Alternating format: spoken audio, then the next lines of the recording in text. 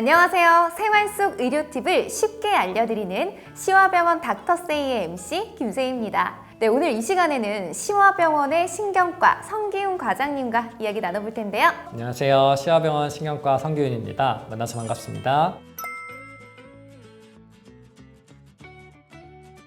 자, 오늘 이 과장님과 함께 이야기 나눠볼 주제가 있는데요. 이 주제에 대해서 사진으로 먼저 만나보시죠. 통증의 왕, 대상포진에 대해서 이야기를 한번 나눠볼 텐데요. 아니, 보기만 해도 정말 아플 것 같은데요. 저 물집 같은 건가요? 네, 수포가 있습니다. 수포가 막 많이 나 있고 막 이렇게 띠처럼 이렇게 둘러서 쌓여서 있네요. 보시는 것처럼 이 띠를 두른 것처럼 수포가 올라오는 것이 대상포진의 전형적인 특징입니다. 원래 우리 몸에 대부분 가지고 있는 수두 바이러스가 원인입니다. 그 수두 바이러스는 이제 한국인 같은 경우 거의 한 90% 정도가 몸에 원래 가지고 있습니다. 평소에는 우리가 면역이 괜찮기 때문에 그게 다 억제가 되어 있다가 면역이 약해지거나 뭐 우리 컨디션이 안 좋거나 그럴 때 밖으로 튀어나오면서 이제 증상을 일으키게 됩니다. 제가 듣기로는 이 대상포진이 골든타임이 굉장히 중요한 질병이라고 들었거든요. 사실인가요? 대상포진의 후유증을 잡기 위해서는 이제 보통 72시간 내에 치료를 시작해야 우리가 가장 걱정하는 대상포진 후 신경통을 예방할 수 있는 게 72시간이라고 이야기를 합니다.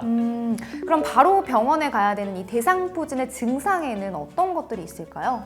이 수포가 올라오기까지는 보통 4, 5일 정도 시간이 걸립니다. 그래서 평소에 아무 피부병이나 이런 증상이 없던 분들이 갑자기 피부에 새로운 통증이 생긴다든지 그랬을 때 먼저 병원에 방문을 해서 전문의와 상의를 하시면 대상포진의 가능성을 이야기를 듣고 빠르게 치료를 시작할 수가 있습니다. 이 타이밍을 놓치게 됐을 때 어떤 합병증을 겪게 되나요? 저희가 가장 걱정하는 거는 제가 조금 전에 말씀드린 대상포진 후 신경통 이라고 대상포진이 낫는 데는 뭐 한 일주일, 2주일 정도 시간이 걸리면은 처음 생긴 병변은 사라지고 통증도 사라지지만 추후 몇 개월이 지나서 그 대상포진이 났던 부위에 굉장히 참을 수 없는 통증이 다시 생깁니다. 그거는 이렇게 1, 2주 만에 낫지가 않고 몇 개월, 몇 년까지도 고생을 할 수가 있고 약도 잘 듣지 않기 때문에 초기에 치료를 잘 하는 것이 더 중요하다고 할 수가 있습니다.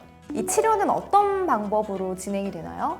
대상포진의 치료 같은 경우는 이제 보통은 약물 치료로 진행을 하게 됩니다. 그래서 수두 바이러스를 잡기 위해서 이제 항바이러스제를 사용을 하고요. 다른 합병증들을 예방을 하기 위해서 염증을 줄여주는 스테로이드라든가 다른 약들을 사용을 합니다. 그리고 대상포진의 양상에 따라서 이제 먹는 약으로 치료를 하기도 하지만 대상포진이 심하게 나타날 경우에는 이제 주사 치료를 하고 주사 치료 기간도 짧게는 일주일, 길게는 2주일 넘게까지도 치료를 연장을 할 수가 있습니다.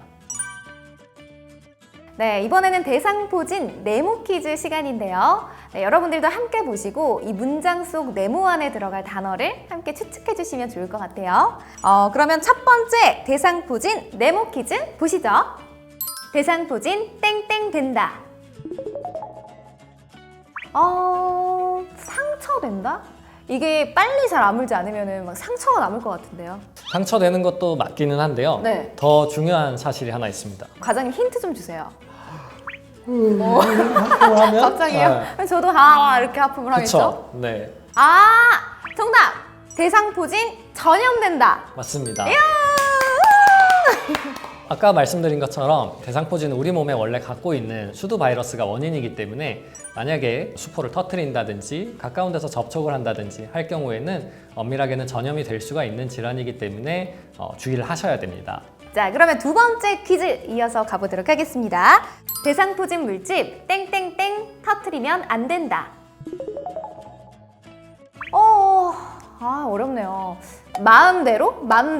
왜냐하면 이게 그 때가 있을 텐데 막 자기 마음대로 터뜨리면 안 되잖아요. 비슷했어요. 정답 뭐예요? 정확하게는 이제 집에서 터뜨리게 되면은 대상포진은 처음에 바이러스 질환이기 때문에 우리가 항바이러스제로 치료를 하지만 집에서 만약에 오염된 물질로 수포를 터뜨린다든지 혹은 이후에 관리가 잘 안 된다고 했을 때는 2차적으로 세균 감염이 생기면서 항생제 치료까지 필요할 수가 있습니다. 네, 퀴즈를 통해서 이 대상포진에 대해서 더욱더 자세히 알아보는 시간이었는데요. 그렇다면 대상포진, 실생활에서는 어떻게 예방할 수 있을까요? 가장 중요하게는 우리 몸의 면역력을 좋게 유지를 하는 것인데요. 그래서 컨디션을 좋게 유지를 하고 스트레스를 받지 않는 것이 중요한데요. 사실 우리가 생활을 하다 보면은 내 맘대로 되지 않는 일이 많죠. 스트레스도 내 맘대로 받지 않을 수가 없고 살다 보면 어디가 아플 수도 있고요. 그렇기 때문에 저희가 중요한 것이 대상포진 예방접종을 하는 것입니다. 대상포진 예방접종을 맞는다고 해서 대상포진이 안 걸리는 것은 아닙니다. 하지만 예방접종을 맞게 되면 대상포진의 증상 자체가 굉장히 가볍게 지나가는 경우가 많고 가장 중요한 대상포진의 합병증이 생기지 않도록 예방을 할 수가 있습니다. 이 스트레스는 만병의 근원이다라는 말이 생각이 나는데요. 이 바쁜 현대 사회지만 건강을 위해서 조금씩 쉬어가는 그 여유가 필요할 것 같습니다.